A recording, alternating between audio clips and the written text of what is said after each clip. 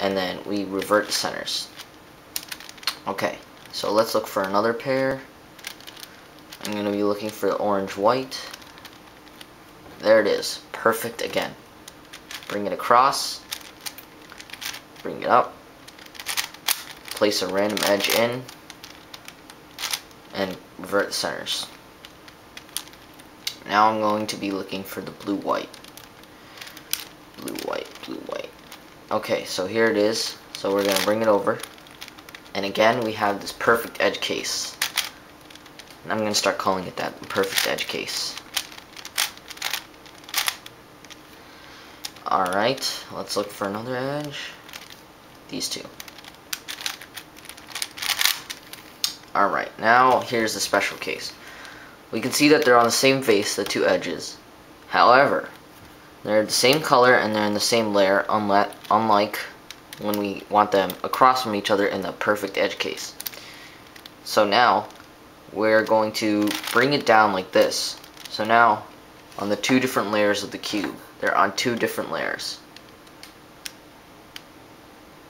And they are different colors also. So now all we have to do is turn this slice twice. That rhymes.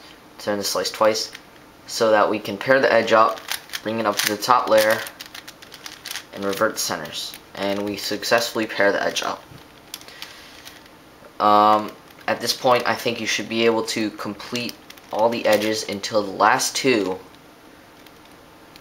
and then I will give you the information to complete them at that point.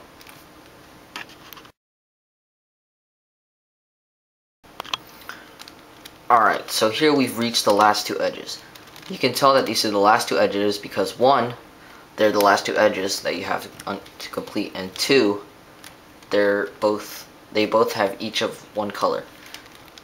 Now sometimes you're gonna have a case where all the edges pair up correctly, but you're gonna want to learn this anyways. So here we can see that the colors are adjacent, meaning that they're across from each other and they're both in separate layers. So when we try and pair them up, we don't have any random edges to bring down into there, so we could solve that one edge. So here we have to learn an algorithm. Since the colors are the same, different here, we're gonna have to bring this back into the back layer. So when we turn it twice, we push this edge into that one, so that one's out of the way. Then with the with the edge on the right face, do this algorithm: R, F prime, U, R prime, F, and return the centers, and voila, you've got the centers, the edges solved.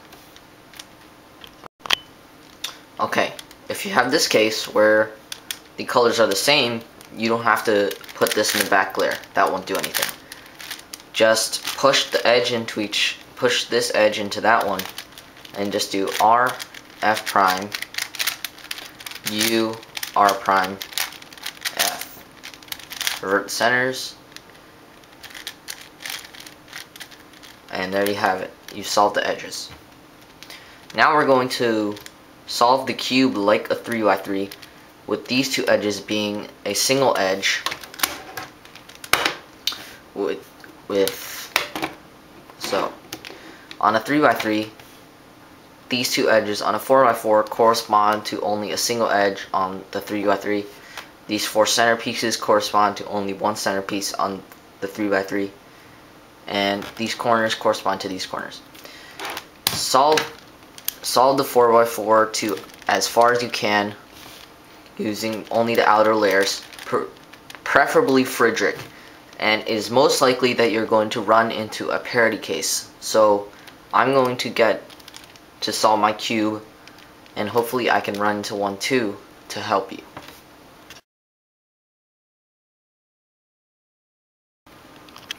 Alright, so here's a case of OLL parity. This is known as OLL parity because only a flipped edge occurs when you want to complete OLL. And yes, the cube did randomly change again because I messed up the algorithm and I'm an idiot. So, the algorithm to fix the flipped edge would be and I'd like to include another note here. These two slices right here are going to be used as R, and these are going to be used as L.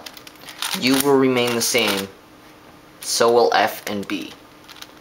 So the algorithm will be R2, B2, U2, L, U2, R prime, U2, R, U2, F2, R, F2, L prime, B2, R2. And that flips a single edge and also does something to the other edges and corners, but I don't really know what. So we are going to continue to solve the cube until we run into another case of parity, known as PLL parity.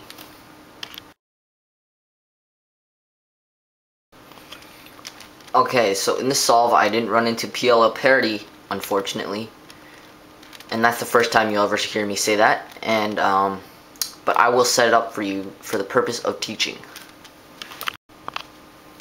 Alright, so here's the first case of parity. This may look like an H perm to you, but it is really not. This is not a possible PLL case on a 3x3 where two edges are swapped across. So to solve this, we're going to use an algorithm that uses these little slice moves. And remember, those are notated as a big R followed by a little r. So here it is. RR2, U2, RR2, U2 with being the two slices, RR2, U2, U2. There we go. And we're going to have one more case of parity, but you're not going to have to learn a new algorithm if you know the Friedrich method. This is why I recommended it before. This is our next case of PLL parity, where two corners are adjacently swapped. You're not going to have to learn a new algorithm for this if you already know the T permutation from the Friedrich method. If you perform that,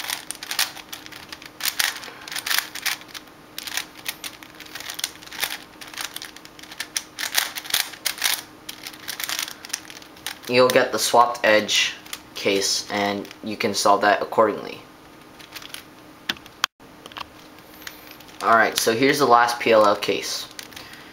You can usually get around this if you know Friedrich by using a PLL case, but there is an algorithm that you can use to fix this by swapping only these two corners. However, I do not know this algorithm yet, and I'll post a link in the description to where I get all the algorithms for parity. So that was all the parity cases that you can run into, and once you have learned all these new algorithms, you should be able to solve the 4x4. So this is the end. Yeah, peace.